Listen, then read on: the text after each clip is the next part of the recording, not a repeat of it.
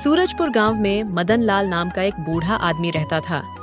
वह अपने गांव के जमींदारों में से सबसे अमीर जमींदार था, लेकिन वह बिल्कुल ही सादे कपड़ों में रहता था। और इसका एक बेटा है जिनका नाम मोहन है। वह भी अपने पिता की तरह सादे कपड़ों में ही रहता था। मदन लाल वैसे तो बहुत अमीर आदमी था, लेकिन उसका बेटा बिल्कुल भी पढ़ा लिखा नहीं था। बेचारा अनपढ़ था। इसीलिए मदन लाल अपने बेटे को लेकर बहुत ज्यादा उदास रहते थे। एक दिन मदन लाल और उसका बेटा अपने घर में खड़े थे। तभी मदन लाल अपने बेटे से कहता है, बेटा मोहन, तुम छोटे लाल के पास चले जाओ और उससे कहना कि इस महीने का सारा हिसाब बराबर करके एक पर्चा बना दे और उस पर्चे को तुम मेरे पास लेकर आना। नहीं पिताजी, आप खुद छोटे लाल के यहाँ चले जाइए, मैं वहां नहीं जा सकता। बेटा, तुम छोटे लाल के पास क्यों नहीं जाना चाहते हो? क्या छोटे लाल तुमसे कुछ कहता है या फिर तुमसे कुछ पैसे मांगता है? अगर ऐसी बात हो तो तुम मुझे अभी बताओ, मैं उसे डांटूंगा। ऐसी कोई बात नहीं है पिताजी। छोटे लाल मुझसे कभी पैसे नहीं मांगता है और ना ही मुझसे कुछ कहता है। लेकिन पिताजी, मैं जब भी वहां आपका हिसाब कराने के लिए जाता हूं, तो वहां पर जो लोग खड़े रहते हैं मुझ पर हंसते हैं और एक दूसरे को बताते हैं कि यह अनपढ़ है। पिताजी, मैं अनपढ़ हूं, इसीलिए लोग मेरा मजाक उड़ाते हैं। इसीलिए मैं छोटे लाल के यहाँ नहीं जाना चाहता हूँ। कृपया करके आप खुद चले जाइए। देखो बेटा, अगर तुम ऐसा ही सोचते रहोगे तो कल को मैं नहीं रहूंगा तो तुम इस कारोबार को कैसे चला पाओगे? बेटा, तुम आज से ही हिम्मत जुटाना शुरू कर दो। आगे तुम्हें ही इस कारोबार को संभालना होगा। बेटा, अब तुमको ये बात खराब लग रही है, लेकिन जब बचपन में मैं तुमको स्कूल भेज रहा था तो क्यों नहीं गए? अगर तुम स्कूल गए होते तो आज ये दिन नहीं देखना पड़ता। पिताजी, आप कुछ भी बोलो, लेकिन अब जो बीत गया है आप उसके बारे में बात ना करो। और हाँ पिताजी, मैं छोटे लाल के यहाँ नहीं जाऊंगा, चाहे जो भी हो जाए। इतना कहकर मोहन गुस्से में बाहर चला जाता है। मदन लाल अपने बेटे की सारी परेशानी समझता था। वह जानता था कि गांव वाले मेरे बेटे को कितना परेशान करते हैं, इसीलिए वह इतना परेशान और उदास रहता है और उनके सामने जाने की हिम्मत नहीं करता। अरे, मैं अपने बेटे की परेशानी को समझता हूँ, लेकिन मैं सोचता हूँ कि यह उन लोगों के सामने जाने की हिम्मत जुटाए ताकि यह उनके सामने बात कर सके और उनको समझा सके कि वह उसे अनपढ़ न कहे। लेकिन मैं अपने बेटे को इस हाल में छोड़ भी तो नहीं जा सकता, क्योंकि आज मैं जिंदा हूँ और अगर कल को मुझे कुछ हो गया तो ये बेचारा क्या करेगा? मदन लाल अपने बेटे की परेशानी को सुलझाने की सोच में डूबा हुआ था। तभी वहां इसका एक दोस्त आता है और वह मदन लाल से कहता है, अरे मदन लाल भाई, तुम किस सोच में डूबे हुए हो? तुम तो मुझे ऐसे दिखाई दे रहे हो कि तुम कहीं गहराई सोच में डूबे हुए थे। हाँ भाई, तुम सही कह रहे हो, मैं बहुत गहरी सोच में डूबा हुआ था। अरे भाई, किस सोच में डूबे हो? आखिर बताओ तो, क्या बात है? क्या बताऊं भाई, मेरा बेटा मोहन बेचारा अनपढ़ है, इसलिए हमारे गांव के लोग उसे अनपढ़ बोलकर तंग करते हैं और उसका मजाक उड़ाते हैं। मेरा बेटा उन लोगों के सामने जाने में बहुत कतराता है। हाँ भाई, मैं यही सोच रहा था कि को कैसे भी करके उनके सामने बात करने का तरीका बताऊं। हाँ भाई, यह बात तो बिल्कुल गलत है। गांव वाले तुम्हारे बेटे के साथ यह गलत व्यवहार करते हैं, लेकिन छोड़ो उन बातों को। और मैं यहाँ एक खास बात बताने के चक्कर में आया हूँ। देखो, मदन लाल पड़ोस के गांव में एक गरीब आदमी है और उसकी बेटी जवान है, तो आप अपने बेटे की शादी उसकी लड़की से कर दें तो बहुत अच्छा रहेगा, क्योंकि उन लोगों ने शादी करने के लिए हाँ कह दी है। बस अगर आप अपने बेटे की शादी उससे करना चाहो तो आप भी हाँ कर दो, तो यह रिश्ता पक्का हो जाएगा। अरे, यह तो बहुत अच्छी बात है और मेरी तरफ से भी हाँ है। मैं अपने बेटे की शादी करने के लिए तैयार हूँ।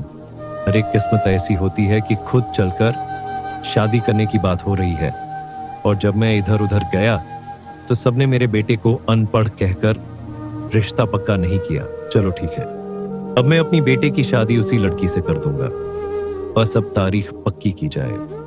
हाँ भाई, ठीक है, लेकिन एक बार अपने बेटे से भी पूछ लेना कि वह उस लड़की से शादी करेगा कि नहीं। पता चले भाई, तुम शादी करने के लिए हाँ बोल दिए हो और तुम्हारा बेटा आए तो वह ना बोल देगा तो क्या करेंगे? इससे अच्छा है कि पहले अपने बेटे से एक बार पूछ लो तो ज्यादा अच्छा रहेगा। यह सब इज्जत की बातें होती हैं और इनमें बहुत संभल कर काम करना पड़ता है भाई। हाँ भाई, ये बात तो तुम बिल्कुल सही कह रहे हो। मैं आज शाम को अपने बेटे से उसकी शादी के बारे में बात कर लूंगा, लेकिन तुम भी उन लोगों को बता देना कि मेरा बेटा अनपढ़ है, लेकिन धन और संपत्ति की कोई कमी नहीं है। हाँ भाई, तुम भी बिल्कुल सही बात कह रहे हो। तुम्हारा बेटा अनपढ़ है, यह बात मैंने उन्हें पहले ही बता दिया था। उन लोगों ने यह कहा है कि मेरी बेटी को इतना अच्छा परिवार मिलेगा और उन्हें कुछ नहीं चाहिए, बस उनकी बेटी यहां खुश रहनी चाहिए। इसका मतलब उधर से रिश्ता पूरा पक्का है। तो भाई इधर से भी रिश्ता पूरा पक्का ही समझो, क्योंकि मेरा बेटा मेरी बातों कभी नहीं टालेगा। और वैसे भी आज नहीं तो कल मुझे अपने बेटे के लिए उसका जीवन साथी तो ढूंढना ही पड़ेगा। ऐसे में अगर मेरी जान को कुछ हो गया तो मेरा बेटा बेचारा अकेले क्या करेगा? अगर उसकी पत्नी रहेगी तो वह उसके बुरे समय में उसका साथ देगी। ठीक है भाई, मैं आज ही जाऊंगा और उनसे उनकी बेटी की शादी के बारे में बता दूंगा कि लड़के वालों की तरफ से रिश्ता पक्का हो गया है और तुम भी शादी की तैयारी करना शुरू कर दो। ठीक है भाई, अब मैं चलता हूं।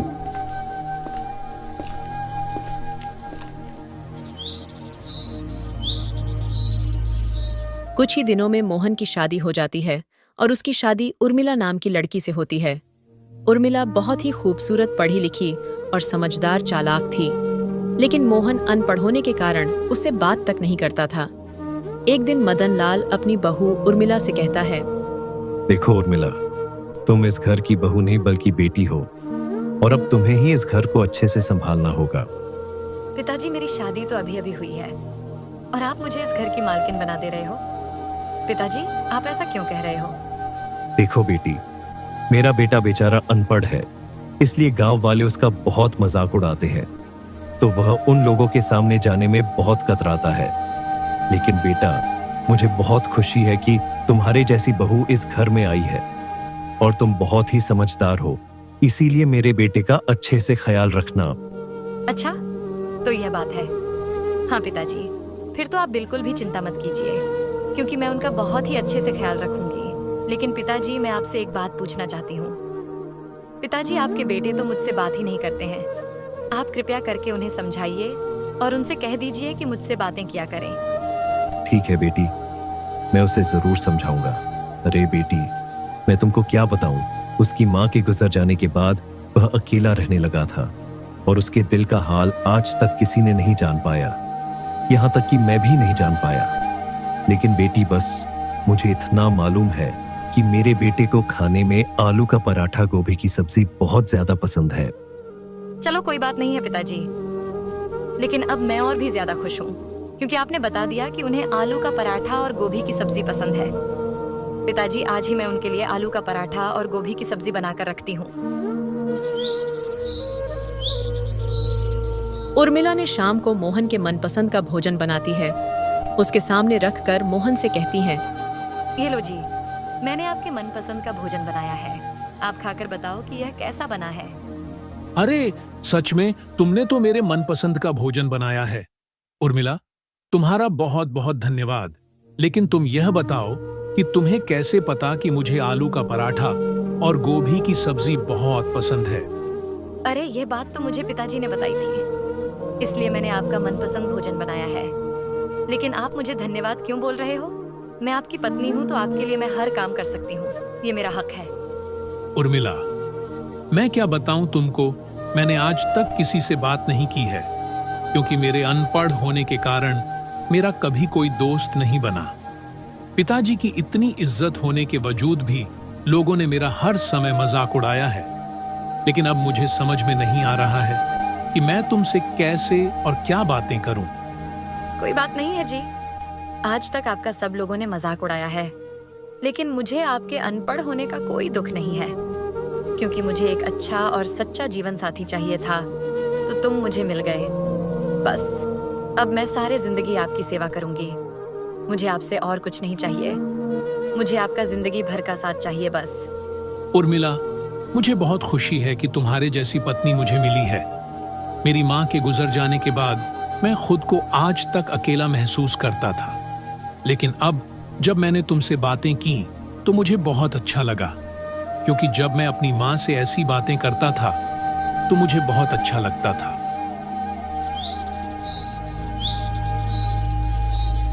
कुछ दिनों बाद मदन लाल की अचानक बहुत ज्यादा तबीयत खराब हो जाती है। मोहन अपने पिता को लेकर बहुत ज्यादा दुखी हो जाता है। उर्मिला, मुझे बहुत ज्यादा चिंता हो रही है। पिता की तबीयत को लेकर अब मेरे समझ में कुछ नहीं आ रहा है कि मैं क्या करूं। सुनो जी, आप चिंता मत करो, पिताजी जल्दी ठीक हो जाएंगे। उर्मिला, कैसे चिंता न करूं? हर रोज पिताजी की तबीयत बिगड़ती ही जा रही है। कैसे ठीक हो जाएंगे? अब तुम ही बताओ उर्मिला। मोहन की बात सुनकर उर्मिला भी बहुत ज्यादा चिंता में पड़ जाती है। फिर ऐसे ही धीरे धीरे समय बीतता गया और मोहन के पिताजी की तबीयत बिगड़ती ही जा रही थी। एक दिन ऐसा हुआ कि मोहन के पिताजी की अचानक मृत्यु हो गई। अब मोहन बहुत ज्यादा चिंता में हो जाता है। मोहन और उर्मिला की जिंदगी अभी शुरू ही हुई थी, तभी उन पर दुखों का पहाड़ टूट पड़ा। एक दिन मोहन उदास होकर अपने पिताजी के कमरे में बैठा हुआ था। तभी उर्मिला उसको समझाते हुए उससे कहती है, सुनो जी, मैं जानती हूँ कि यह समय अच्छा नहीं है।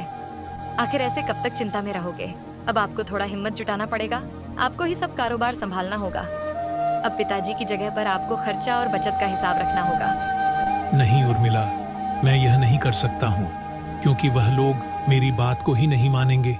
क्योंकि मैं अनपढ़ जो हूँ, वह सब मुझे अनपढ़ कहकर चिढ़ाएंगे। यह मेरे बस का काम नहीं है। मैं आपकी मजबूरी को समझती हूँ, लेकिन अब इस कारोबार के सिर्फ आप ही मालिक हैं। आज नहीं तो कल आपको तो कारोबार संभालना ही होगा। अगर आप नहीं संभालोगे तो इस कारोबार को कौन संभालेगा? काम के विषय में मोहन और उर्मिला दोनों बात करते रहते हैं। तभी वहां रामदयाल आ जाता है, जो मोहन के पिता को बताता था कि कहाँ कितना पैसा लगा है। देखो मालकिन, छोटे मालिक ने आज तक कभी कोई हिसाब नहीं देखा है, तो वह इतने बड़े कारोबार को कैसे संभाल पाएंगे? और पता नहीं यह कारोबार संभालते समय क्या क्या गलती कर दें और ना जाने यह कहां पैसा खराब कर दें। इससे अच्छा है कि मैं ही इस कारोबार को संभालूं और जो भी हिसाब होगा वह मैं आपको बताऊंगा। हाँ रामदयाल, तुम बिल्कुल ठीक कह रहे हो। मेरे कारोबार को बस तुम ही संभालो और जो भी हिसाब हो वह मुझे और मेरी पत्नी को दिखा देना। नहीं, ऐसा कैसे हो सकता है? देखो जी, मैं नहीं चाहती कि कोई दूसरा इस कारोबार को संभाले, क्योंकि आज नहीं तो कल अब आपको ही सारा कारोबार संभालना ही पड़ेगा। इससे अच्छा है कि आप अभी से ही अपना कारोबार संभालना शुरू कर दो। धीरे धीरे करके सीख जाओगे। मैंने बोला ना उर्मिला कि मुझसे यह कारोबार नहीं होगा। दोनों की ऐसी बातें सुनकर रामदयाल उल्टे पैर घर से बाहर निकल जाता है। रामदयाल बाहर जाकर खुद से कहता है, अरे मुझे कब से इस पल का इंतजार था, मदन लाल के मरने का, और अब वह मर गया है तो मैं मालिक बनना चाहता हूँ। लेकिन अब इसकी चतुर बहू बीच में बाधा बन रही है, और अगर मैं मालिक नहीं बन पाया तो फिर क्या मैं जिंदगी भर नौकर ही बना रहूंगा? नहीं, ऐसा नहीं हो सकता। मुझे कुछ तो करना ही पड़ेगा, वरना यह मौका भी मेरे हाथ से निकल जाएगा। अगर इस चालाक बहू ने उस अनपढ़ के अंदर आत्मविश्वास भर दिया तो मैं कभी मालिक नहीं बन पाऊंगा और मेरा यह वर्षों का सपना अधूरा ही रह जाएगा।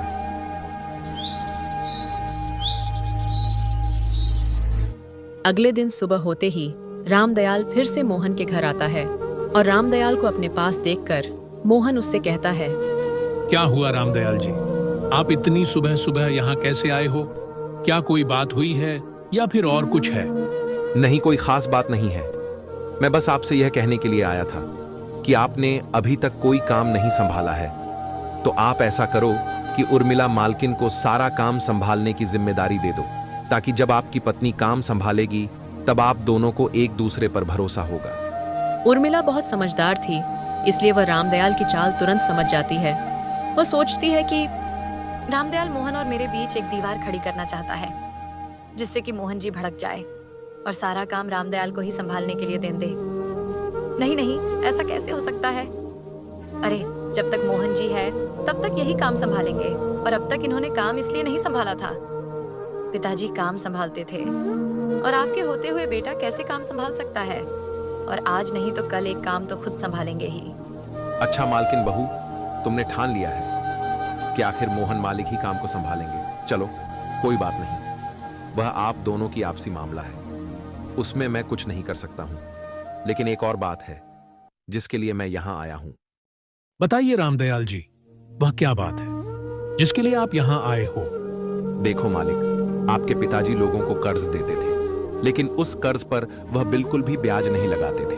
और गांव के लोग कल मुझे कह रहे थे कि मुझे कुछ पैसों की जरूरत है, तो क्या आप बिना ब्याज के उन लोगों को पैसे दे सकते हो?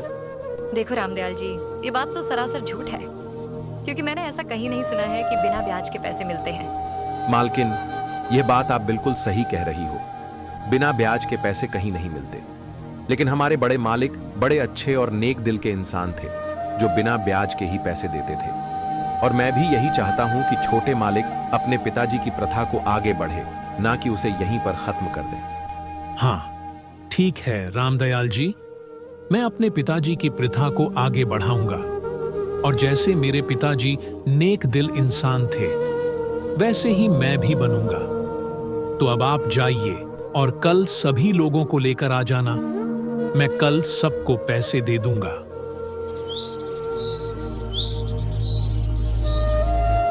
अगले दिन जैसे ही सुबह हुई, सुबह होते ही रामदयाल कई लोगों को लाकर मोहन के घर के सामने खड़ा कर देता है। मालिक, ये वे लोग हैं जिन्हें पैसों की जरूरत है, तो कृपया करके आप इन लोगों को पैसे दे दो। मालिक, आप बहुत नेक और अच्छे दिल इंसान हो। आपके पिता ने हम लोगों की बहुत मदद की है, और अब हम लोगों को और पैसों की जरूरत है, तो कृपया करके आप हम लोगों को पैसे दे दो। हाँ, पैसे तो आप लोगों को मिल जाएंगे, लेकिन आप लोग पहले ये बताइए कि आप लोगों को पैसे किस काम के लिए चाहिए? मालकिन, मुझे अपनी पत्नी का ऑपरेशन करवाना है, और शिव भाई को अपनी बेटी का एडमिशन करवाना है, और रमेश भाई को अपना एक घर बनवाया है, क्योंकि कुछ दिनों बाद बारिश आने वाली है। बस हम लोगों को इसीलिए पैसे चाहिए। हाँ, तुम लोगों को पैसे तो मिल जाएंगे, लेकिन तुम लोगों को ब्याज नहीं देना होगा। लेकिन तुम्हें अपना घर हमारे पास गिरवी रखना होगा, तभी आप लोगों को पैसे दिए जाएंगे। नहीं नहीं, हम लोग अपना घर तुम्हारे पास गिरवी नहीं रख सकते हैं। और रामदयाल जी, तुम तो कह रहे थे कि हम लोगों को फ्री में पैसे मिलेंगे, कोई चीज गिरवी नहीं रखनी होगी। अरे तुमने हम लोगों को झूठ बताया था। उस आदमी की बात सुनकर मोहन और उर्मिला समझ जाते हैं कि रामदयाल की चाल थी कि हम लोगों से पैसे हड़प ले। फिर गुस्से में आकर मोहन रामदयाल से कहता है, धोखेबाज गद्दार रामदयाल, चला जा, तू यहां से कभी अपनी शक्ल मत दिखाना। और हाँ, कल से काम पर आने की कोई जरूरत नहीं है। अरे, तूने हमारे साथ गद्दारी की है और इन विचारों को पैसों का लालच देकर झूठ बुलवाने के लिए यहां लाया था। यहां से चला जा, नहीं तो इन्हीं लोगों से कहकर तुमको धक्के मारकर निकलवा दूंगा। फिर गांव के सभी लोग अपने अपने घर चले जाते हैं। मोहन अपनी पत्नी से कहता है, उर्मिला, यह तुम्हें कैसे पता चल गया था कि यह लोग यहाँ सिर्फ पैसों की लालच से आए थे? देखो जी, ये रामलाल बार बार हमारे घर आ रहा था, तो मुझे इस पर पहले से ही शक था कि यह कुछ ना कुछ चालाकी कर रहा है। और दूसरी बात कि उस आदमी को कैसे पता कि किसी को अपनी बेटी का एडमिशन करवाना है, किसी को अपना खेत खरीदना है। तो मुझे पूरा विश्वास हो गया था कि ये रामदयाल सिर्फ पैसे हड़पना चाहता है, और इसीलिए मैंने अपनी चालाकी दिखाई। अरे वाह उर्मिला, तुम तो पढ़ी लिखी के साथ साथ बहुत ही चालाक भी हो। उर्मिला, आज मैं और भी ज्यादा खुश हो गया हूँ। अब मोहन और उर्मिला दोनों खुशी से रहने लगते हैं। दोनों कारोबार को बहुत ही अच्छे से संभालने लगते हैं। धन दौलत से ज्यादा समझदारी जरूरी है। मोहन के पास बहुत धन संपत्ति थी, लेकिन अनपढ़ होने के कारण उसे सही गलत का अंदाजा नहीं था। उर्मिला की बुद्धिमानी ने उसे गलत फैसले लेने से बचाया। इस कहानी से हमें यही सीख मिली है, केवल पैसे से कुछ नहीं होता, समझदारी और बुद्धिमानी भी जरूरी होती है। साथियों, ऐसे ही मजेदार कहानी देखने के लिए हमारे वीडियो को लाइक और चैनल को सब्सक्राइब करके और एक प्यारा सा कमेंट करना ना भूले। Thanks for watching.